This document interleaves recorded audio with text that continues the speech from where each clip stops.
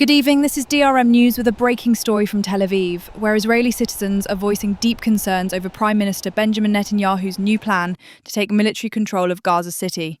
Approved early today by Israel's political security cabinet, this move comes as the nearly 2-year war in Gaza continues to spark intense debate at home and abroad.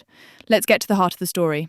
The plan, outlined by Netanyahu's office, focuses on seizing control of Gaza City, the largest city in the Gaza Strip, while promising humanitarian aid for civilians outside combat zones.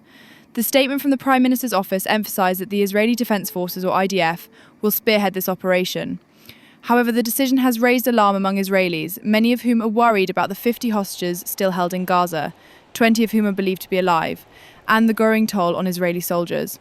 Here's what one Tel Aviv resident, Danny Bukovsky, had to say about the plan. I think it's a death sentence to hold the hostage that are still being held there.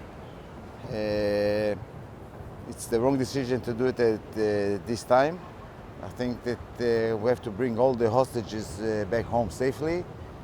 Afterwards, if they decide to take over the entire Gaza Strip, it's the decision. I think we should do something about the Hamas anyway, but not at this time.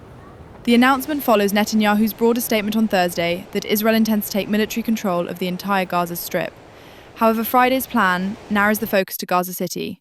The Prime Minister's office also noted that most cabinet members believe alternative plans would fail to defeat Hamas or secure the hostages' release. Hamas, in response, called Netanyahu's comments a blatant coup against ongoing negotiation efforts, which collapsed in July. In Tel Aviv, frustration is palpable. Ran Gabrieli, another resident, expressed scepticism about the government's approach. It's true that Hamas is refusing to the deal, and this is why the Prime Minister said it's the only way. However, the Prime Minister said a few things that never happened.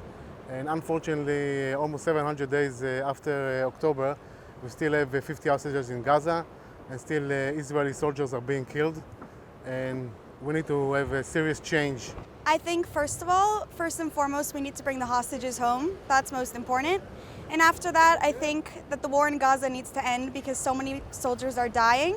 And it just doesn't seem like there's any clear plan moving forward. So unless there's a clear plan, we should end the war, bring the hostages home, and stop so many soldiers from dying. I know the plan is to get rid of Hamas, but we've been trying for 2 whole years. We haven't made that much progress, and we've lost so many soldiers, and we still haven't brought all the hostages home.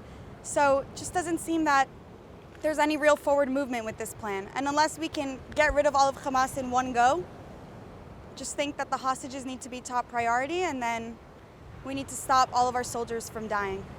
The plan still needs approval from Israel's full cabinet, which may not meet until Sunday, August 10th, according to government sources. As the nation waits, the voices of ordinary Israelis reflect a deep desire for a resolution that prioritises the safe return of hostages and an end to the loss of life. This is a developing story, and DRM News will keep you updated as events unfold.